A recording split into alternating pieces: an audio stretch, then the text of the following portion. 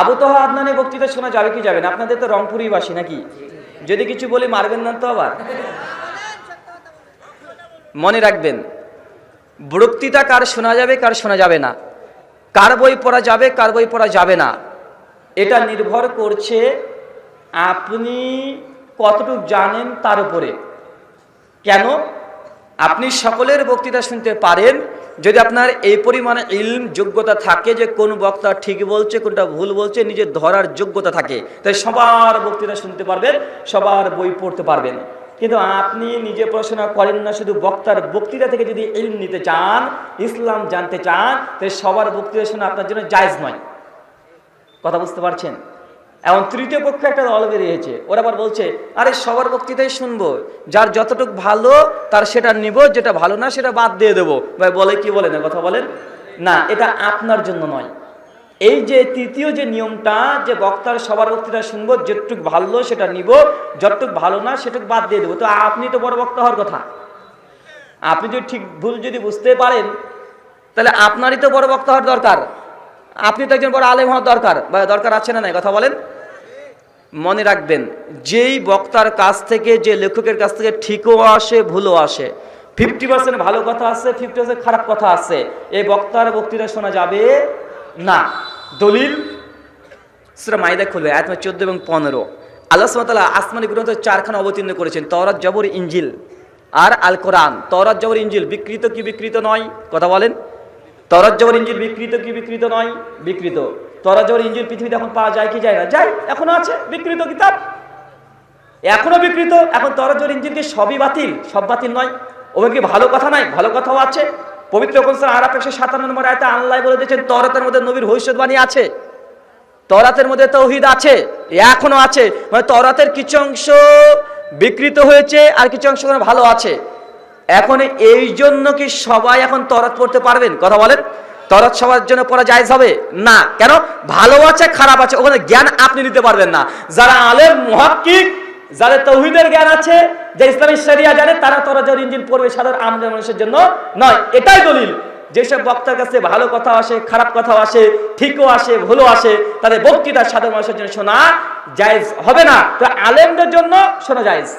কথা বুঝতে পারলেন? শুকরিয়া। আমাদের এলাকার আহলে হাদিস মসজিদে ফরজ সালাতের পর সম্মিলিত মুনাজাত হয়, সম্পর্কে বিস্তারিত জানান। আপনাদের এলাকায় আহলে হাদিস মসজিদ কিন্তু মুনাজাত হয়, অনেক দুঃখের ব্যাপার যে আহলে হাদিস মসজিদ আবার মুনাজাতও হয়।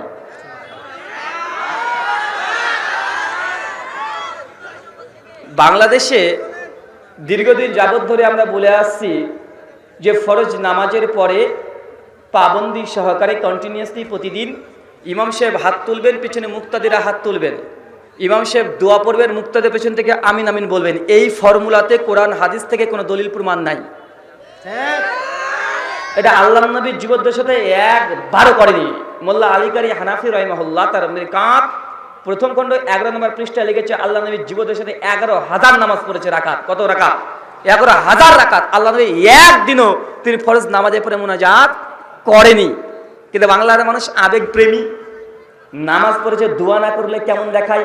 ভাইজান মনে রাখবেন, আমরা যারা বলছি যে মুনাজাত বেদাত, তারা দোয়াকে বেদাত বলছি না। বলছি কথা বলেন, দোয়াকে বেদাত বলছি না, আমরা দোয়া করার পদ্ধতিকে বেদাত বলছি।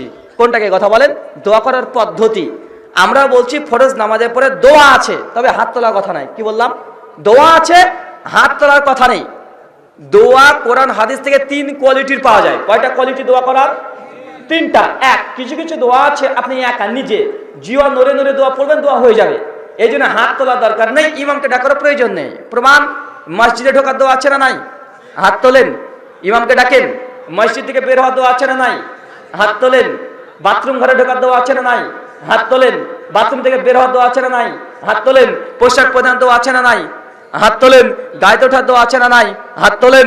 বাড়ি থেকে বের হওয়ার দোয়া আছে না নাই? হাত তোলেন। কয়েকশো জায়গা আছে, সবাই দোয়া করে, কেউ একজন হাত তোলেন না।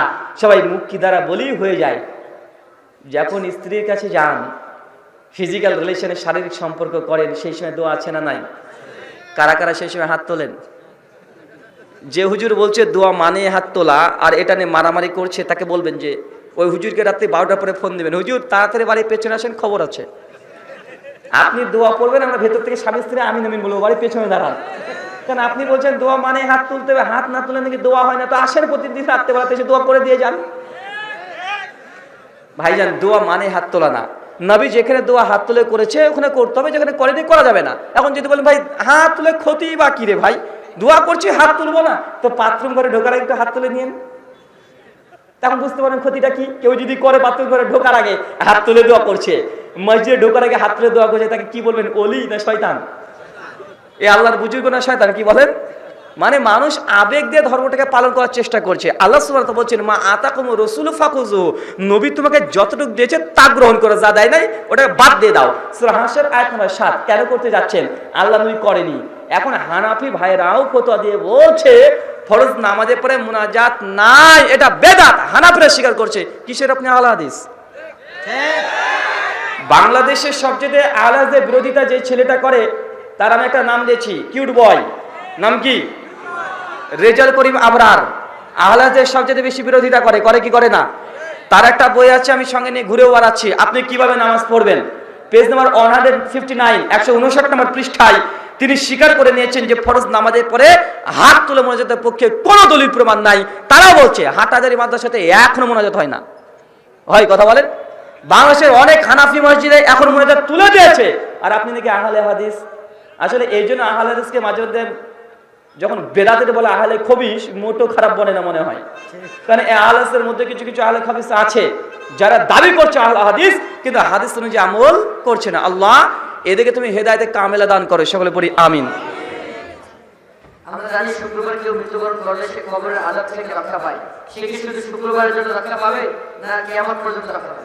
জামে তিরমিজিতে হাদিসটা এসেছে, আল্লামা ওবায়দুর রহমান মুরাদপুরি তফাতুল আওয়াজির মধ্যে বলেছেন, এর জন্য সারা জীবনে কবর আযাব মাপ নয়, বরং যেই দিনে মৃত্যুবরণ করেছে এই দিনটাকে তাকে কবরের আযাব থেকে নিরাপদে রাখা হবে। একদিন, সেই দিন। আর একদিন বেঁচে যাওয়া মানে কত আল্লাহর রহমত। কথা বুঝতে পারছেন না ভাইজান? একদিন। শুকরিয়া। কোনো ব্যক্তি যদি খারাপ কাজ করার পর আল্লাহর কাছে তওবা করে এবং করার পর সে যদি ওই কাজ আবার করে, তাহলে কি আল্লাহ তাআলা তাকে মাফ করবেন? কোনো ব্যক্তি কোনো অন্যায় করেছে, আল্লাহর কাছে তওবা করেছে, আবার তওবা ভেঙেছে, ভেঙে আবার ওই কাজই করেছে, কি করতে হবে? তওবা যদি কেউ করে এবং কেউ যদি কসম কাটে আর কাজ করব না, তাকে কাফারা দিতে হবে। সূরা মাইদা আয়াত নাম্বার 98 আল্লাহ বলেছেন, কেউ যদি কসম ভঙ্গ করে তাহলে তার কাফারা হয় সে 10 জন মিসকিনকে খাওয়াবে, অথবা 10টা রোজা পালন করবে, অথবা 10 জন মিসকিনকে পোশাক বিতরণ করবে। এটা প্রথম কাফারা দিতে হবে, 1। আর 2 নম্বর, যদি একবার অন্যায় করে ফেলেছেন, তওবা করেছেন, আবার করছেন, তওবা চালিয়ে যাবেন। কথা বুঝতে পারছেন? তওবা চালিয়ে যাবেন, আল্লাহর কাছে কাঁদতে থাকবেন, তওবা থেকে যেন শয়তান আপনাকে বাধা দিতে না পারে। গুনাহ বানি আদম করবে, এটা ঠিক কথা, কিন্তু তওবা যেন বন্ধ না হয়। আল্লাহ চাইলে ক্ষমা করবেন। আপনার অন্তরের ইখলাস যত হবে, আল্লাহ তওবাকে তত তাড়াতাড়ি কবুল করবে। আল্লাহ আপনার অন্তর জানে। শুকরিয়া। হানাফিরা যে জানাজা সালাত আদায় করে, তাকে সঠিক, তারা জানাজা সালাতে সূরা ফাতিহা পাঠ করে না এবং সানা পাঠ করে, এইগুলো কি সঠিক? কারণ হাদিসে আলোচনা করেন হানাফি ভাইরা জানাজা সালাতে সূরাতুল ফাতিহা পাঠ করে না, তারা সানা পাঠ করে। তাদের নামাজটাকে হবে কি হবে না, এটা ফিকি বিষয়, নামাজ বাতিল হবে না। কেননা সূরা ফাতিহা পড়া এটা সুন্নাত। কি বললাম? সূরা ফাতিহা পড়া সুন্নাত। সূরা ফাতিহা পড়া সানা পড়াটাও সুন্নাত। শেখ সালেহ আল সাইবিন বলছে, কেউ যদি শুধু সানাই পড়ে তাহলে তার নামাজটাকে বাতিল বলা যাবে না। তবে আব্দুল্লাহ ইবনে আব্বাস রাদিয়াল্লাহু তাআলা আনহু যে সূত্রে বর্ণনা, সহিহ বুখারী মুসলিমের হাদিস, কিতাবুল জানাজ 1214 নম্বর হাদিস, আল্লাহ নবী বলেছেন, বাতি যখন সালাত আদায় করতেন জানাজাতে সূরাতুল ফাতিহা পড়তেন। কি পড়তেন? কথা বলেন। ফাতিহা পড়তেন। আর আম হাদিস, লা সালাতা লিমান লাম ইকরা বিফাতিহাতিল কিতাব। লা সালাতা, লা হচ্ছে নাফিস থেকে, কোন সালাত নেই। জান্নাম নামাজ তাতে সূরা ফাতিহা লাগবে, এই লা দ্বারাই প্রমাণিত। লা সালাতা, কোন সালাত নেই, নেই জোহর, নেই আসর, নেই মাগরিব, নেই ইশা, নেই ফজর, নেই জানাজা, নেই তারাবি, জান্নাম নামাজ, সেখানে সূরাতুল ফাতিহা লাগবে। আমার একটা বই আছে, আহলে হাদিস হানাফি মাযহাব ইখতিলাফ নিরসন, এই মাসআলাকে ডিটেইল আলোচনা করা হয়েছে, ওখান থেকে দেখে নিতে পারবেন। শুকরিয়া। কাজী দেবর ভাসুর দুলাভাই এদের সামনে হিজাব করে মুখ খোলা রেখে বের হওয়া যাবে কি? আর বের হলে কি গুনাহ হবে জানাবেন। ভাসুর দেবর এদের সামনে শুধুমাত্র হিজাব পরা থাকবে, কিন্তু মুখটাকে খুলে রাখবেন। পারবেন কি পারবেন না? যথাসম্ভব মুখটাকে ঢেকে রাখতে হবে, চেষ্টা করতে হবে মুখটাকে ঢেকে রাখায়। কারণ আল্লাহ নবী তিনি সুনান তিরমিজি আবু দাউদ হাদিসে তিনি বলে গেছেন আগে থেকেই যে ভাবির সঙ্গে দেবরের সম্পর্ক বাঘের ন্যায়। কিসের ন্যায় কথা বলেন? বাঘের ন্যায়। গোটা বিশ্বের রিপোর্টে বলছে পরকীয়াতে লিপ্ত শতকরা অধিকাংশ যারা তারা হচ্ছে দেবর আর ভাবি। কথা বুঝতে পারছেন? সবচেয়ে পরকীয়া কাদের সঙ্গে বেশি হয়? বাংলার মানুষ মনে করে ভাবি মানে অর্ধেক, আছে না নাই কথা বলেন? আর এই দেবর ভাবি শব্দটাও খারাপ। আপনি এখনই বাংলা অভিধান উঠে দেখেন, ভাবি অর্থ হচ্ছে ভাবি স্ত্রী, মানে ভাইয়ে যদি মৃত্যুবরণ করে তারপরে যাকে বিয়ে করা যায় সে হচ্ছে ভাবি, মানে ভাবি স্ত্রী। আর দেবর এটা হচ্ছে হিন্দুদের সংস্কৃত ভাষা থেকে, হিন্দুদের বেদের একটা ব্যাখ্যা গ্রন্থ আছে যেটা নাম হচ্ছে নিরুক্ত। 3য় অধ্যায়ের 15 নম্বর মন্ত্রে বলা হয়েছে দেবর, এই শব্দের অর্থ হচ্ছে দ্বিতীয় বর। কি বর কথা বলেন? দ্বিতীয় বর। কেন? হিন্দু সনাতন ধর্মে একটা প্রচলন ছিল, যদি স্বামী আগে মারা যেত তার স্ত্রীকে চিতাতে জ্বালিয়ে দেওয়া হতো, তাহলে সেই নারীটা দ্রুত নাকি স্বর্গে যাবে, এটা তাদের বিশ্বাস, ধর্মীয় বিশ্বাস। আর সেই সময় যদি চিতা থেকে কোনো দেবর মানে ভাইয়ের ছোট ভাই যদি হাত ধরে নামিয়ে নিয়ে আসে তাহলে তাকে আর সতীদাহ করা যাবে না। এই জন্য দেবর শব্দটা সংস্কৃত থেকে এসেছে, দ্বিতীয় বর। তো এখান থেকে যথাসম্ভব দূরে থাকতে হবে, অনেক ভয়ঙ্কর জায়গা, এখান থেকে দূরে থাকবেন এবং সমস্ত সবসময় সার্বিক দিক থেকে নিজের পর্দাকে আরো বেশি হেফাজত করবেন এদের কাছে। শুকরিয়া।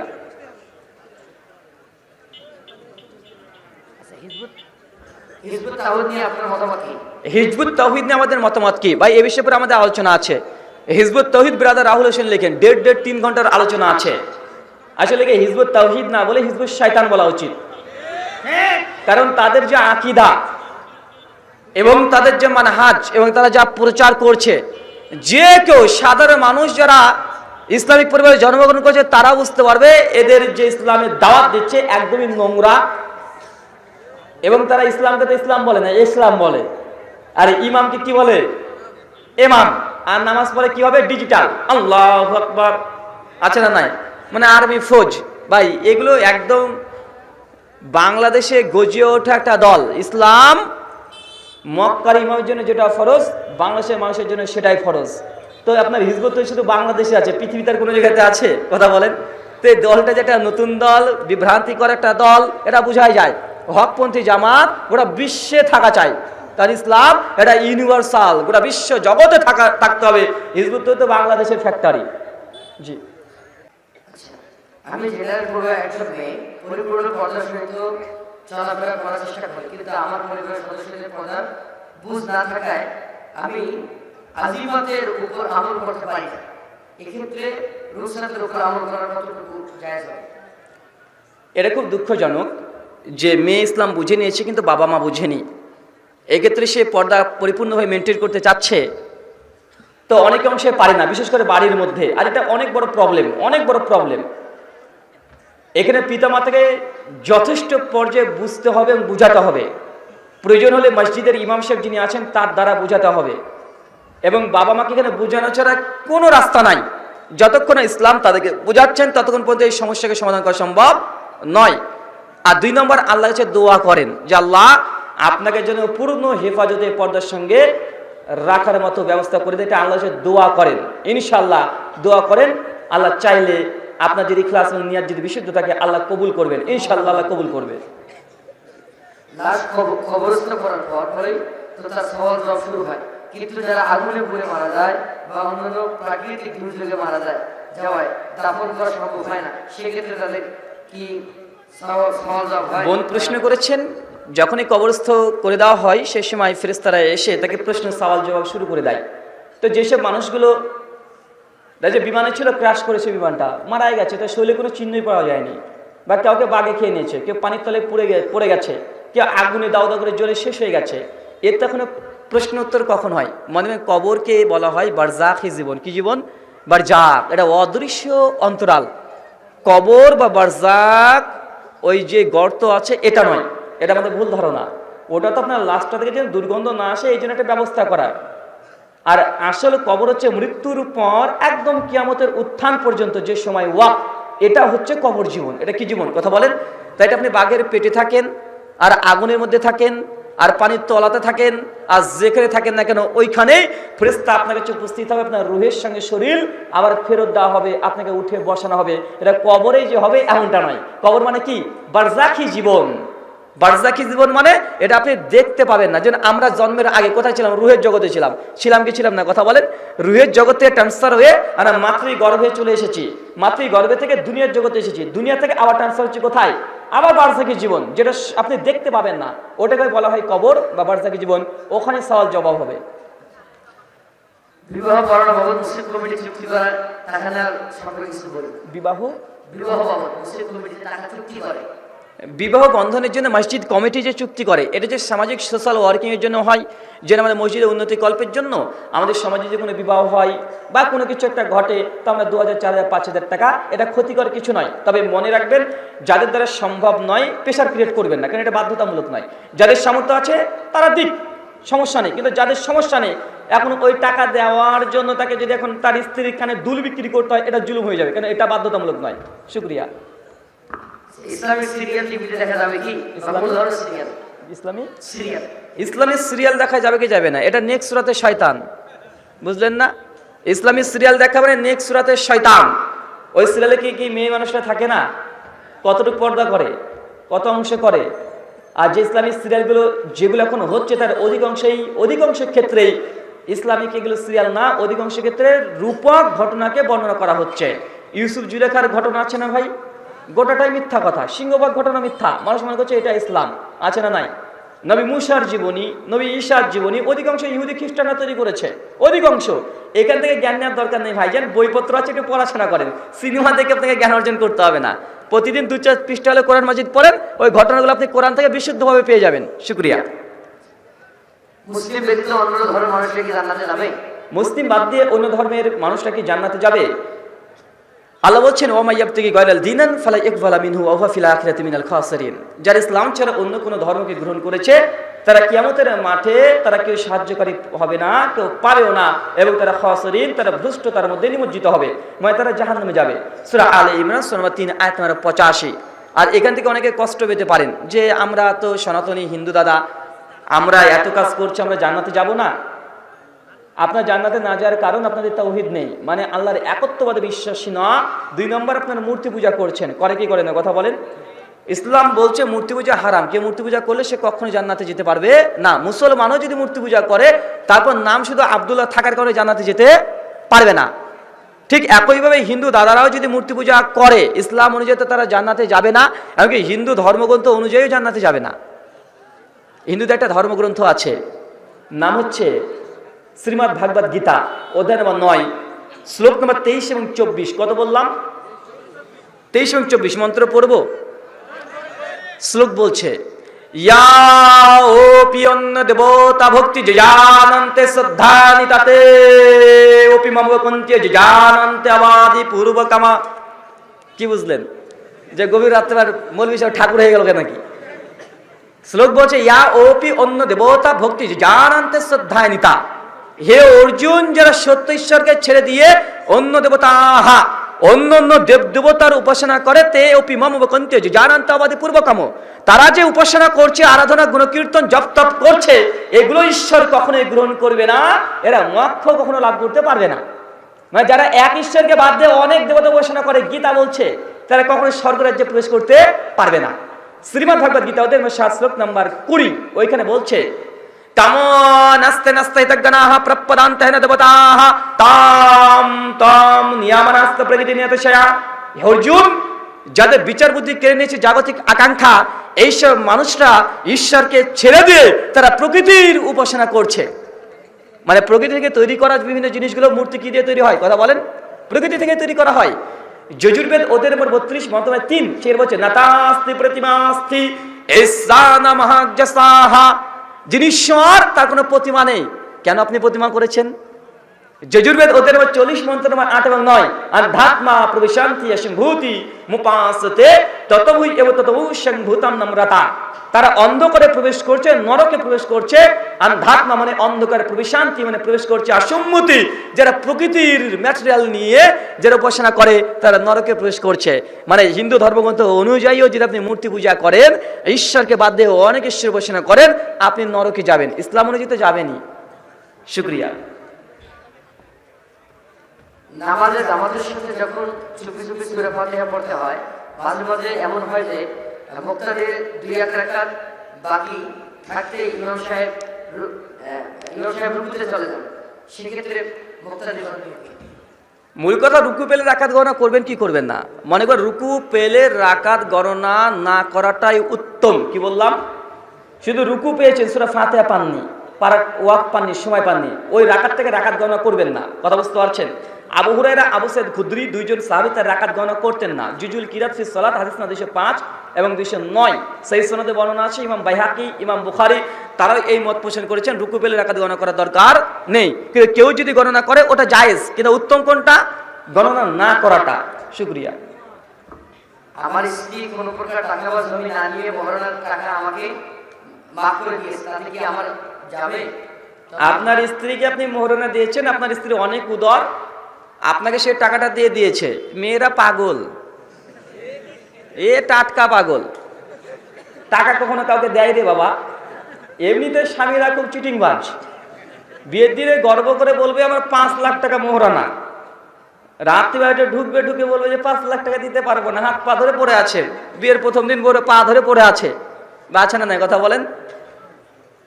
স্ত্রী যদি চাই মাফ করে দিতে পারে, এটা শরীয়তে জায়েজ।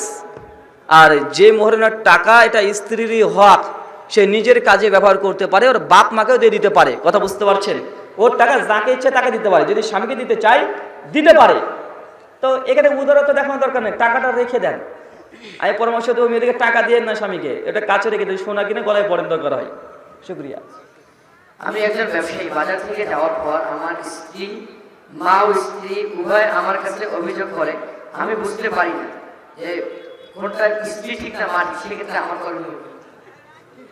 এটা তো শাখের করাত, মা ঠিক না বউ ঠিক, এবং কাকে খুশি করবেন, এ তো মহা বিপদ রে ভাই। এই বিপদে কে নাই? এই বিপদে সবাই আছে।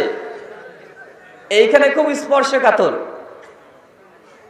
তবে মনে রাখবেন, এই জায়গা থেকে বউ যখন যা কথা বলছে, বউকে বলে ঠিকই বলেছো তুমি, মা বয়স হয়ে গেছে তো একটু উল্টাপাল্টা বলে, তুমি ঠিক বলেছো মা, এটা তোমার সঙ্গে এই কাজটা ঠিক করেনি। কিন্তু মার সামনে দিয়ে এই কথাটা বলিয়েন না, খবরদার, যে মা তুমি এই কাজটা ঠিক করনি।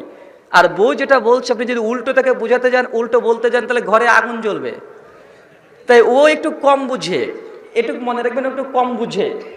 এই জন্য ও যা বলছে তখন অন্তত সব ঠিকঠাক করেন, শুধু ঠিক ধরেন, অথবা কথা বলা বন্ধ করে দেন, শুধু শুনেন। আর যদি মুখ খুলেছেন তাহলে ভাগ্যে কষ্ট আসে ভাই। তাই স্ত্রী যখন কোনো অভিযোগ করছে, স্ত্রীর অভিযোগটাকে শোনেন, ওই সাথে রাগ সেই সময় দেখাবেন না, শুনে বোঝার চেষ্টা করেন। তারপর বউটাকে নসিহা করেন, জানছেন মায়ের অন্যায় হয়েছে, তারপরে মার কাছে গিয়ে প্রতিবাদ করাটা উচিত হবে না।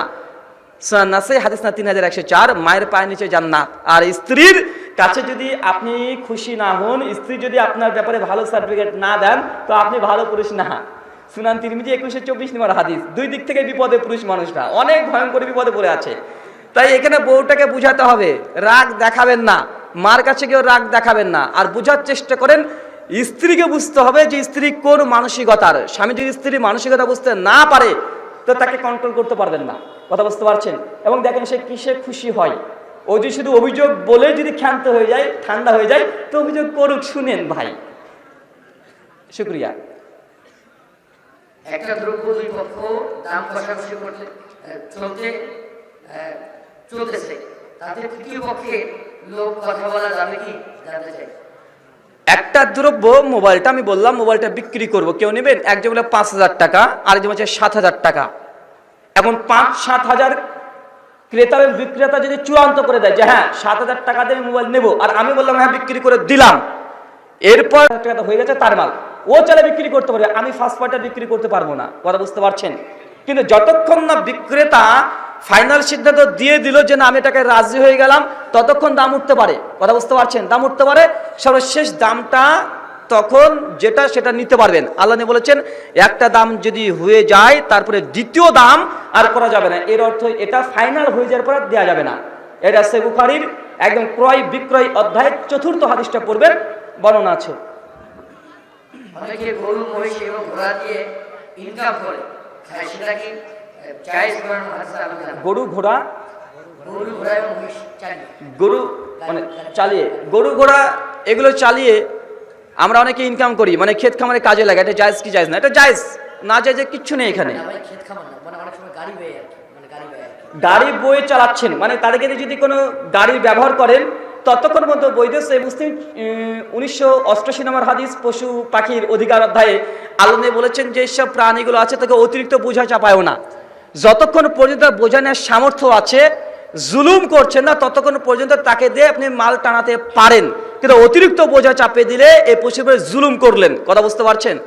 জুলুম করে ইনকাম করা যাবে না, কারণ পশু পাখিরও অধিকার আছে। বুখারী মুসলিমে একাধিক হাদিস, 3318 নম্বর হাদিস দেখবেন সহিহ বুখারী। একটা নারী একটা কুকুরকে পানি পান করেছিল, মেয়েটা ছিল বেশ্যা। কুকুরটাকে পানি পান করানোর কারণে কুকুরটা ভালো হয়ে যায়। আল্লাহ নবী বলে যে এই কাজটা এই মেয়েটার এত আল্লাহ পছন্দ করেছে যে তাকে জান্নাত দিয়ে দিয়েছে। আর তারপরে হাদিস 3321 নম্বর হাদিস, একটা মেয়ে একটা বিড়াল পালতো, বিড়ালটাকে খেতে দিয়েছিল না, বেঁধে রেখেছিল, এইখানে মারা গিয়েছে। আল্লাহ নবী বলছে এই মেয়েটা বিড়ালের কারণে জাহান্নামী। কথা বুঝতে পারছেন? তার জন্য পশু প্রাণীর অধিকার আছে, অতিরিক্ত বোঝা চাপানো তাদের উপরে যাবে না। ছেলেদের কি লাল ও হলুদ কাপড় পরিধান করা যাবে? ছেলেদের লাল এবং হলুদ কাপড় পরা যাবে কি যাবে না? হলুদটাকে নিয়ে যদি একদম পাকা হলুদ, মানে এই কোয়ালিটির হলুদ যেটা আছে, এবং গোটা শরীরে যদি কাপড় পাঞ্জাবি পায়জামা টুপি একই কালার হলুদ হয় তাহলে যাবে না, হারাম। যদি মিক্সড থাকে, কালো আছে লাল আছে কিছু হলুদ আছে, বিভিন্ন কালার মিক্সড হয়ে তবে যাবে, কিন্তু একই কালার গোটা পোশাক পরা যাবে না। যেমন গেরুয়া কালার, এটা অমুসলিমদের কৃষ্টি কালচারের কালার, এটাকে পরা যাবে না। লাল নিয়ে ইখতিলাফ আছে, জমহুরদের মতে যাবে। রিয়াদুস সালিহিন হাদিস 786 আল্লাহর নবী লাল রুমাল পরতে একাধিক দলিল পাওয়া যায়। তাই কেউ কেউ বলেছে লাল পরতে পারবেন, তবে জামা প্যান্ট পায়জামা টুপি সব যেন লাল না হয়ে যায়। পাঞ্জাবিটা লাল আছে, যেটা পায়জামা সেটা সাদা হোক। কথা বুঝতে পারছেন? কিন্তু সবগুলো লাল যেন না হয়, এখান থেকে দূরে থাকবেন। শুকরিয়া। চুরি করলে হাত কেটে দাও, আল্লাহ তাআলা যদি কোনো ব্যক্তি মসজিদে টাকা চুরি করে তাহলে কি করতে হবে? সূরা মাইদা আয়াত নম্বর 38, চুরি করলে হাত কাটতে হবে। কেউ মসজিদের টাকা চুরি করলে তাকে কি করবেন? কিছু করতে পারবেন না, কারণ ইসলামী হুদুদ এখানে কায়েম হয়নি। কারণ ইসলামের হুদুদ এটাও বলছে, ইসলামী ল এটাও বলছে বেনামাজিকে হত্যা করতে হবে। কি করবেন এবার? আপনি দেখেন আপনার বাপকে জবাই করেন। কথা বুঝতে পারলেন না? যে বেনামাজি ইসলামী ল আইন হচ্ছে তাকে হত্যা করতে হবে। কি করতে হবে? হত্যা করতে হবে। যে জাদু খেলা দেখায় জাদুকর, তাকে হত্যা করতে হবে। যে জেনা করেছে বিবাহিত, তাকে হত্যা করতে হবে। যে একজন একজনকে হত্যা করেছে তাকে হত্যা করতে হবে। যে মুরতাদ হয়ে গেছে তাকে হত্যা করতে হবে। এখন বলেন এদেরকে আপনি মারতে পারবেন? পারবেন না। কেন? যদি এতে ইসলামী আইন ল নেই। তবে যে চুরি করেছে আল্লাহ সুবহানাহু ওয়া তাআলা তাকে গুনাহ তো দেবেই দেবে। আর যারা মসজিদের টাকা চুরি করছে এরা কে রে ভাই? আজ জায়গা পালি না রে ভাই।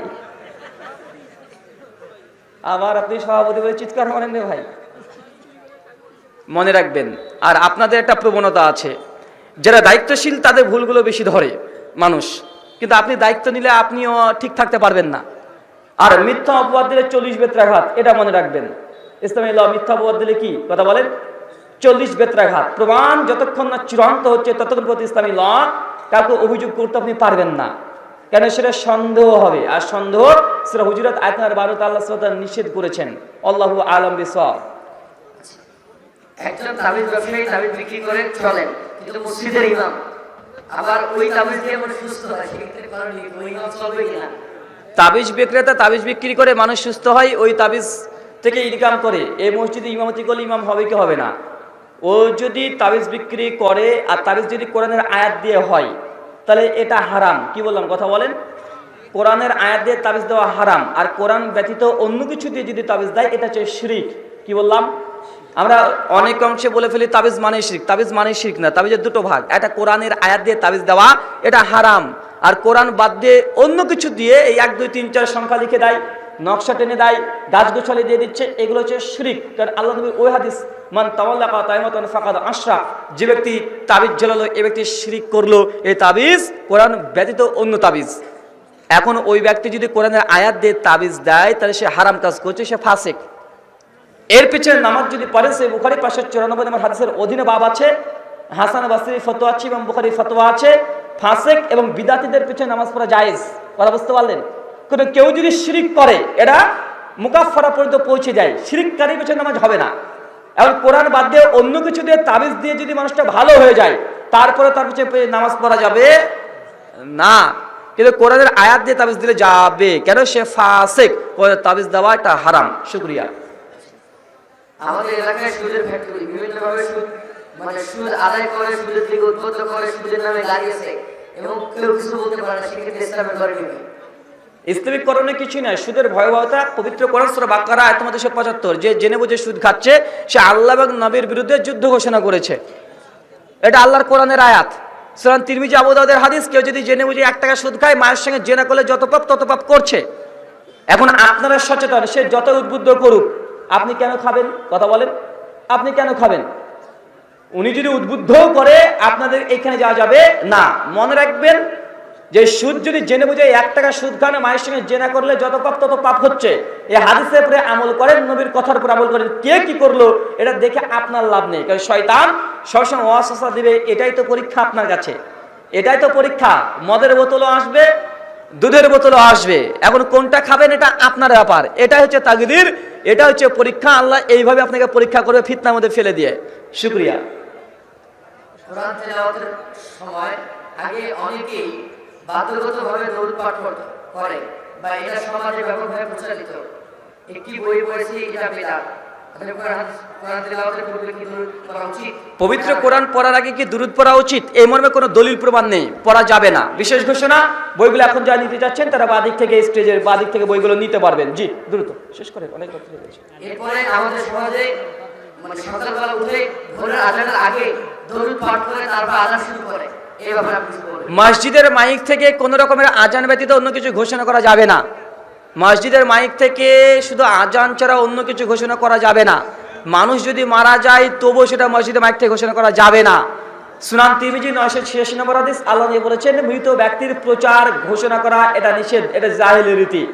মানুষকে এমনি মুখে মুখে আপনি খবর দিতে পারবেন, কিন্তু ঘোষণা করা যাবে না। এটা আপনার কাছে কঠিন মনে হতে পারে, তবে এটাই শরীয়ত, এটাকে মেনে নিতে হবে। শুকরিয়া। মহানিশ্বর তাআলার কাছে দোয়া, এই প্রার্থনা, আল্লাহ যে কথা বললাম প্রথমে আমাকে, তারপর আপনাদের প্রত্যেককে আমল করার তৌফিক দান করে। সকলে পড়ি আল্লাহ। মসজিদের জমিদাতা ও তার ওয়ারিসগণ মসজিদের দায়িত্ব কাউকে দিতে চায় না, সেক্ষেত্রে করণীয় কি?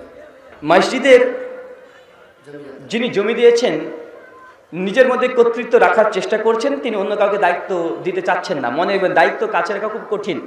দায়িত্ব নেওয়ার পর যদি দায়িত্ব পালন না করেন, তাহলে আপনি আল্লাহ নবীর ভাষায় শাকের করাত বোঝেন, যেতেও কাটে আস্তেও কাটে। দায়িত্ব নিয়েছেন, দায়িত্ব যদি পালন না করেন, অমনটা আপনার জীবনে হবে।